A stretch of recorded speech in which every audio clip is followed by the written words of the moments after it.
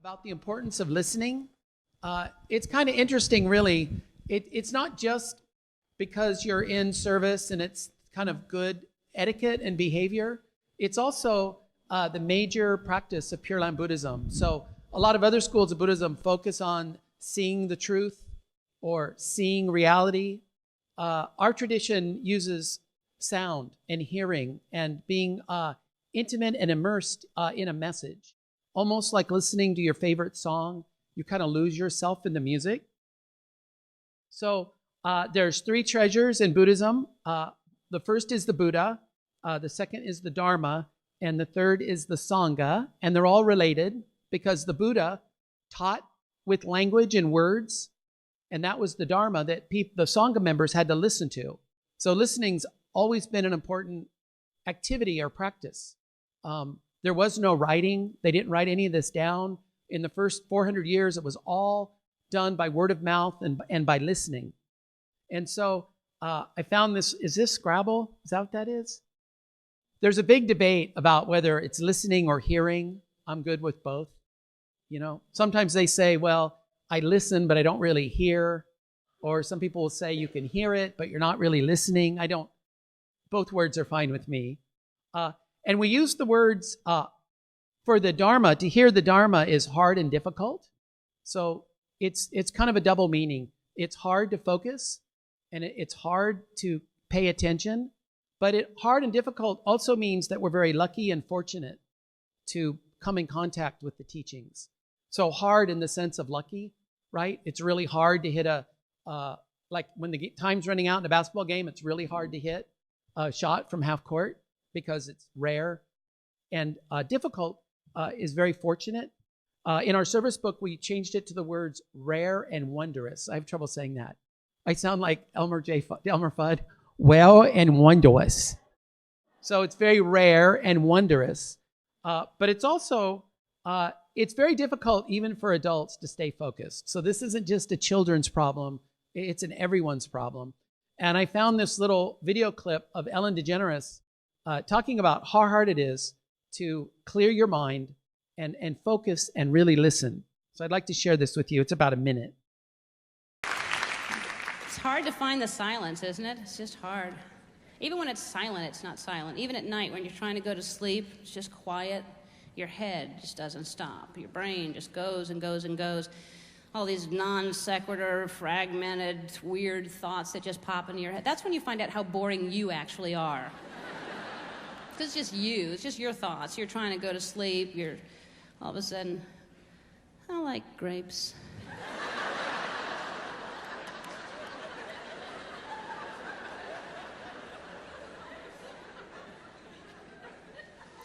That was a good restaurant we went to today.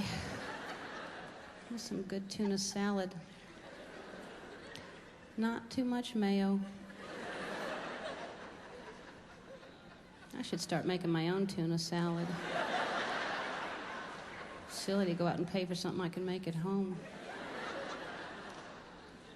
I should order something I don't know how to make, like eggplant parmigiana or something like that. So later in the skit, I forget what this is called in comedy, but you come back around to the original joke. There's a technical word for that. Later in her talk, in the beginning she said what did she say? She loves grapes? I like grapes. Later in the thing, when she's got all these thoughts running through her head and she's trying to go to sleep, she's like, but I hate raisins. And then she goes, but raisins are dried grapes. So it's very difficult. And so when we're in the Hondo, it's really important that we meditate and we focus and we become mindful. And even in our everyday lives, it's a really important skill to be able to focus on one thing at a time and stay there. So this is what awareness or mindfulness means. So I went on the internet and I looked around for listening. And this seems to be happening only in England, and I don't know why. But they're teaching children how to listen, right? So it's kind of weird. In America, we teach kids how to write, and we teach kids how to read, but we don't have any classes on how to listen. It's very strange. And listening to a lecture or listening to your professor is really important. I used to listen to my algebra teacher really closely, And he would tell us what was going to be on the test. He would actually say, this will be on the test. Please study it and you'll get an A. And nobody would pay attention to him. And he told us. So I wanted to share you, I'm going to give you a little listening test. Now, this comes from England. And I want you to be warned, the person has a little bit of an accent, right? But some of our ministers have a little bit of an accent, right? So I think she's Irish. And I'm going to give you a hint. She says Ireland. It doesn't sound like it. She says, I'm from Ireland. And I'm like, I didn't get it. But she says Ireland. So we're going to listen to it twice. You got to listen to it twice. Completely focus. It's only like 40 seconds long. And then we're going to have a test. And there's 2 of them. And it's not going to be graded. But even the adults. So we're going to listen to it once. Then we're going to listen to it again. And then we're going to take a test. Okay, ready?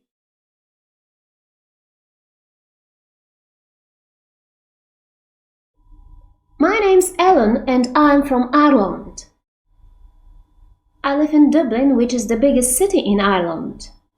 My country is famous for its traditional music and dancing. Dublin is a very interesting city. There is a lot to do. There are lots of shops and restaurants and museums. Lots of tourists visit in the summer. There is a big river in Dublin. It is called the River Liffey. There is also a church and a lot of traditional houses.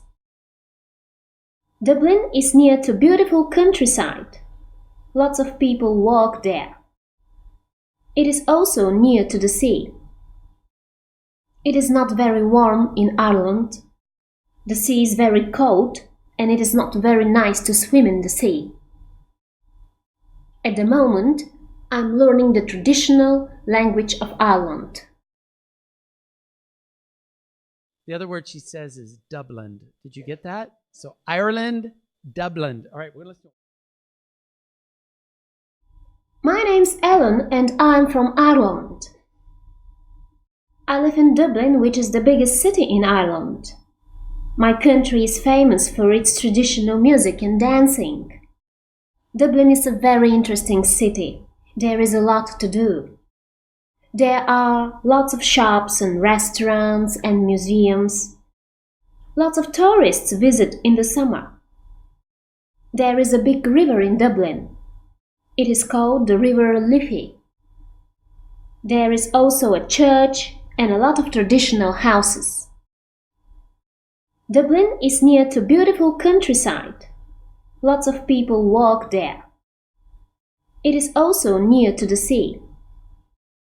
It is not very warm in Ireland. The sea is very cold and it is not very nice to swim in the sea. At the moment, I'm learning the traditional language of Ireland. So I took these kind of tests when I took Japanese at Orange Coast College. It did not end well. I was listening as hard as I could, but I was so nervous I couldn't hear anything. So are you ready for the test? I have the answers, so I'm going to act like I know. I'll be like Alex Trebek on Jeopardy. He always acts super smart, but he has all the answers, so it's really not fair. So Ellen is from Italy. True or false? Very good. She lives in Dublin. Good. Ireland is famous for its traditional music. Dublin isn't the biggest city in Ireland. Wow. A lot of tourists visit Dublin in the winter. Wow. The river in Dublin is called Tiffy. Wow. There is a church in the city. The sea near Dublin is very warm. It's not very nice to swim in the sea. Wow. So how come you guys don't listen to our Dharma talks? You know what I think I'm going to do? Is I'm going to give a Dharma talk, and then I'm going to say, was Reverend Turner's talk really good? Very good, very good, very good. All right. So we're going to listen to one more. We'll listen to this one once because you guys are doing so well. I live in a small town called Ia on the island of Santorini. It's one of the prettiest towns on Santorini and lots of tourists visit every year. About 2,000 years ago, there was a huge earthquake on Santorini and the middle of the island sank. Now there is a fantastic view from Ia. Ia is a very colorful town. It's famous for its traditional houses and beautiful sunsets. In summer, it's great fun because all the cafes, restaurants and interesting shops open. You can also go to the beach. The sea is calm and the water is clear, but it's really deep. Okay, you ready? So this one's kind of, well, this one might be a little harder. Ia is what the city she was talking about, is a small town. True or false?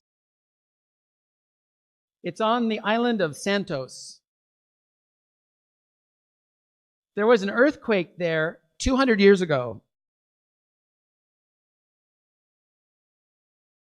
All right, good. I finally got you on one. It was 2000. 2000. So this is a good example where you were listening, but like details are really important. So like 200, 2000, right? That's a huge difference, right? That's 10 times longer ago. So details matter. The next one is, there's a fantastic view from Ia. You guys are getting a little quieter. It used to be, true! Now it's like, true, true. Or what you're doing is you're waiting for everyone else and go, true? Teague, my son Teague would say, if you're going, true? That's more of a question than an answer. The town is famous for its beautiful sunsets.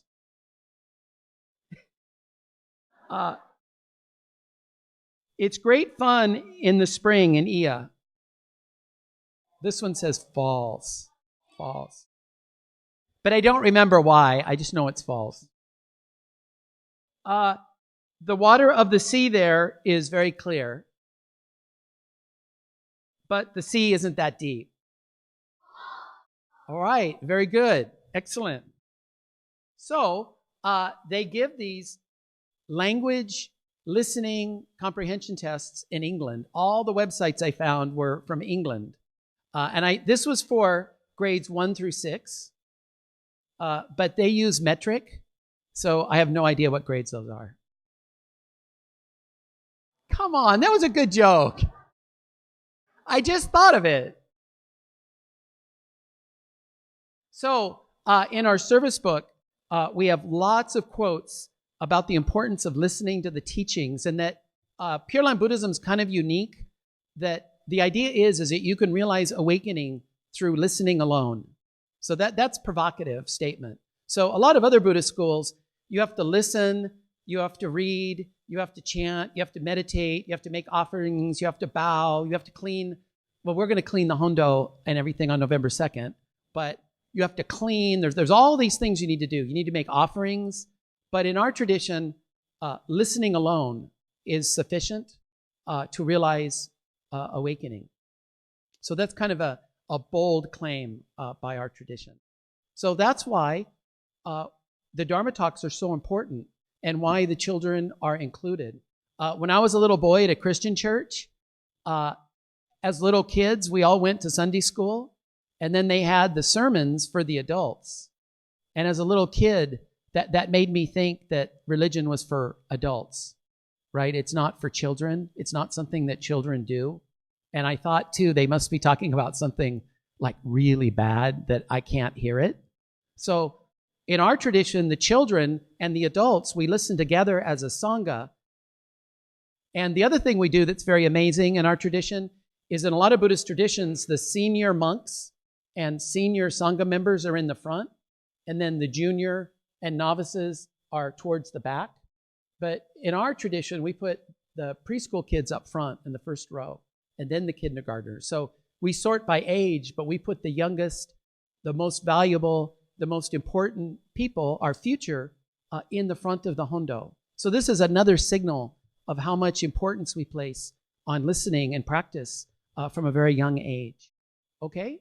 So I hope you listen to our Dharma classes as well as you listen to your English, British, grade 1 through 6 listening test. So thank you very much. So we'll close with Gasho. Namo Amidavats. Namandavats. Namandavats. Namandavats. All right, thank you.